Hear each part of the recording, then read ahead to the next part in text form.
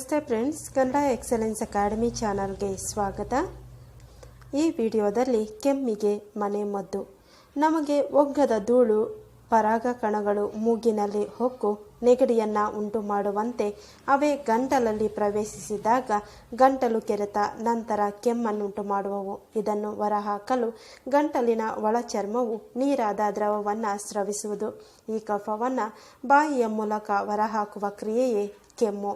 ಅದಕ್ಕೆ ಮಾಡಬಹುದಾದ ಸುಲಭ ಮನೆ ಮದ್ದನ್ನು ಈ ವಿಡಿಯೋ ಮುಖಾಂತರ ನೋಡೋಣ. 1 ಲೋಟ ಹದವಾದ ಬಿಸಿ ನೀರಿಗೆ ಅರ್ಧ ಚಮಚ ಉಪ್ಪನ್ನು ಬೆರೆಸಿ ದಿನಕ್ಕೆ 3-4 ಸಲ ಬಾಯಿ ಮುಕ್ಕಳಿಸಬೇಕು.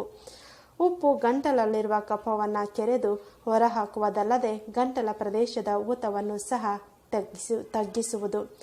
ಇನ್ನು ಕಫ ಇರುವ ಕೆಮ್ಮಿಗೆ 1 ಮೆಣಸು ಮತ್ತು ಸ್ವಲ್ಪ ಹರಳು ಉಪ್ಪನ್ನು ಅಗೆದು ರಸವನ್ನು ನುಂಗಬೇಕು. ಕೆರಳಿಕೆಯನ್ನು ಉಂಟು ಮಾಡಬಲ್ಲ ಕರಿ ಮೆಣಸು ಗಂಟಲ ಭಾಗದಲ್ಲಿ ಪ್ರತಿ ಕೆರಳಿಕೆಯನ್ನುಂಟು ಮಾಡಿ ಕೆಮ್ಮನ್ನು ಗುಣಪಡಿಸುತ್ತದೆ. ಇನ್ನು ಆಗಾಗ 2 ತುಳಸಿ ದಳವನ್ನು ಬಾಯಿಗೆ ಹಾಕಿಕೊಂಡು ಅಗಿದರೆ ಕೆಮ್ಮು ನಿಲ್ಲುತ್ತದೆ. ನಿಂಬೆಯ ರಸವನ್ನು ಜೇನುತುಪ್ಪದಲ್ಲಿ ಸರಿಸಮವಾಗಿ ಬೆರೆಸಿ ಬಳಸುತ್ತಾ ಬಂದರೆ ಕೆಮ್ಮು ದೂರವಾಗುತ್ತದೆ.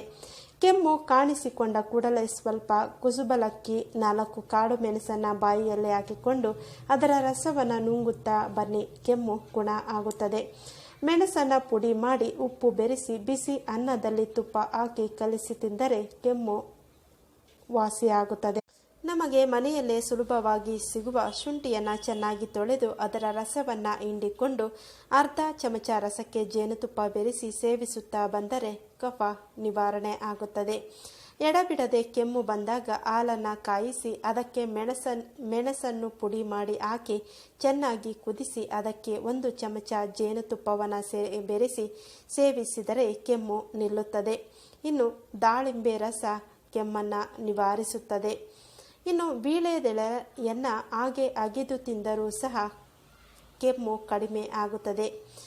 ಅಗಸೆ ಸೊಪ್ಪಿನ ತಾಜಾ ಎಲೆಯ 1 ಚಮಚ ರಸವನ್ನು ದಿನಕ್ಕೆ 3 ಸಾರಿಯಂತೆ ಸೇರಿಸಿದರೆ ದೀರ್ಘಕಾಲದ ಕೆಮ್ಮು ನಿವಾರಣೆ ಆಗುತ್ತದೆ. ಅಷ್ಟೇ ಅಲ್ಲ, ಆಹಾರದಲ್ಲಿ ಬೆಳ್ಳುಳ್ಳಿಯನ್ನು ಬಳಸಿಕೊಳ್ಳಿ. ಇನ್ನು ಹುರುಳಿಕಾಳಿನ ಕಷಾಯ ಮಾಡಿಕೊಂಡು ಕುಡಿದರೂ ಸಹ ಕೆಮ್ಮು ದಮ್ಮು ಗುಣವಾಗುತ್ತದೆ.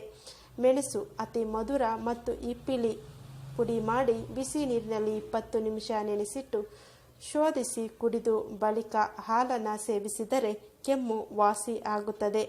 ಕಾಳು ಮೆಣಸು, ಸ್ವಲ್ಪ ಹೋಮ ಮತ್ತು 1-2 ಉಪ್ಪಿನ ಹರಳನ್ನು ಬಾಯಲ್ಲಿಟ್ಟುಕೊಂಡು ಚಪ್ಪರಿಸುತ್ತಾ ರಸ ನುಂಗುತ್ತಿದ್ದರೆ ಕೆಮ್ಮು ಶಾಂತವಾಗುತ್ತದೆ. ಇವೆಲ್ಲ ನಾವು ಮನೆಯಲ್ಲಿಯೇ ಸುಲಭವಾಗಿ ಮಾಡಿಕೊಳ್ಳಬಹುದಾದಂತಹ ವಿಧಾನಗಳು. ಅವರವರ ದೇಹಕ್ಕೆ ಯಾವ ಒಂದು ಮನೆಮದ್ದು ಹೋಗುತ್ತದೆಯೋ ಅದನ್ನು ಅವರು ಅನುಸರಿಸಬಹುದು. ಇನ್ನು ಕೆಮ್ಮು ಇರುವವರು ದೊಡ್ಡ ಪತ್ರೆಯ ತಂಬುಳಿ ಅಥವಾ ಚಟ್ನಿ ಮಾಡಿಕೊಂಡು ತಿಂದರೆ ಗುಣ ಆಗುತ್ತದೆ. ದೊಡ್ಡ ಪತ್ರೆಯ ಎಲೆಯನ್ನು ಹಾಗೆಯೂ ಸಹ ಸೇವಿಸಬಹುದು. ಶುಂಠಿ ರಸದಲ್ಲಿ ಹಾಲು ಬೆರೆಸಿ ಸೇವಿಸಿದರೆ ಕೆಮ್ಮು ನಿವಾರಣೆ ಆಗುತ್ತದೆ.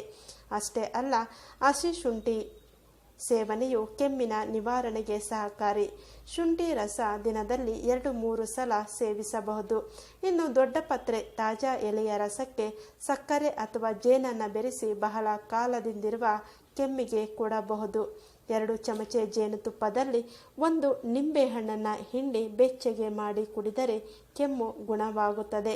ಸಾಮಾನ್ಯ ಕೆಮ್ಮಿನ ಉಪಶಮನಕ್ಕೆ ನಿಂಬೆ ರಸ, ಜೇನುತುಪ್ಪ ಸಮಭಾಗ ತೆಗೆದುಕೊಂಡು ದಿನಕ್ಕೆ 3-4 ಸರಿ 1 ಟೀ ಚಮಚದಷ್ಟು ಸೇವಿಸಬೇಕು. ಇನ್ನು ಬಿಸಿ ಟೀ ತಯಾರಿಸಿದಾಗ ಅದಕ್ಕೆ ಕೆಲವು ತುಳಸಿ ಎಲೆ ಅಥವಾ ಹೋಮದ ಎಲೆಗಳನ್ನು ಸೇರಿಸಿ ಕುಡಿದರೂ ಸಹ ಕೆಮ್ಮು ಗುಣವಾಗುತ್ತದೆ. ಕೆಮ್ಮು ಮತ್ತು ನೆಗಡಿಯಿಂದ ನರಳುತ್ತಿದ್ದರೆ ಅಗಸೆ ಹೂವಿನ ರಸ ಹಿಂಡಿಕೊಂಡು ಅದನ್ನು ಜೇನುತುಪ್ಪದಲ್ಲಿ ಕಲಿಸಿ ಸೇವಿಸಿದರೆ ಗುಣವಾಗುತ್ತದೆ. ಇದು ಹಳ್ಳಿ ಪ್ರದೇಶದಲ್ಲಿ ವಾಸಿಸುವವರಿಗೆ ಸಿಗಬಹುದು. ಇನ್ನು 4-5 ಲವಂಗಗಳನ್ನು ಸುಮಾರಾಗಿ ಹುರಿದು 1 ಚೂರು ಬೆಲ್ಲದೊಡನೆ ಅಗೆದು ತಿನ್ನಬಹುದು. ಇನ್ನು ಮೇಲಿಂದ ಮೇಲೆ ಕೆಮ್ಮು ಬರುತ್ತಿದ್ದರೆ 4 ಕರಿಮೆಣಸಿನ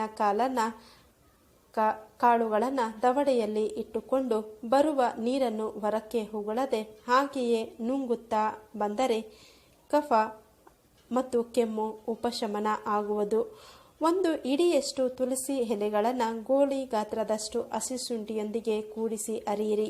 ಇದರೊಂದಿಗೆ ಜೇನುತುಪ್ಪ ಬೆರೆಸಿ ದಿನಕ್ಕೆ 2 ಬಾರಿ ಸೇವಿಸುತ್ತಿದ್ದರೆ ಗಂಟಲು ತುರಿಸುವ ಕೆಮ್ಮು ಗುಣ ಆಗುತ್ತದೆ. ಸಣ್ಣ ಸಣ್ಣ ವಿಷಯಕ್ಕೂ ವೈದ್ಯರ ಬಳಿ ಹೋಗುವುದಕ್ಕೆ ಬದಲಾಗಿ ನಾವು ಮನೆಯಲ್ಲಿಯೇ ಇಂತಹ ಸರಳ ಸುಲಭ ಮನೆಮದ್ದುಗಳ ಮುಖಾಂತರ ನಾವು ಕೆಮ್ಮನ್ನು ನಿವಾರಿಸಿಕೊಳ್ಳಬಹುದು. ಅದರಿಂದ ಅಡ್ಡ ಪರಿಣಾಮಗಳು ಸಹ ಆಗುವುದಿಲ್ಲ. ಅತಿಯಾದ ಔಷಧಿಗಳ ಸೇವನೆಯಿಂದ ನಮ್ಮ ದೇಹದಲ್ಲಿ ರೋಗ ನಿರೋಧಕ ಶಕ್ತಿ ಕಡಿಮೆ ಆಗುತ್ತದೆ.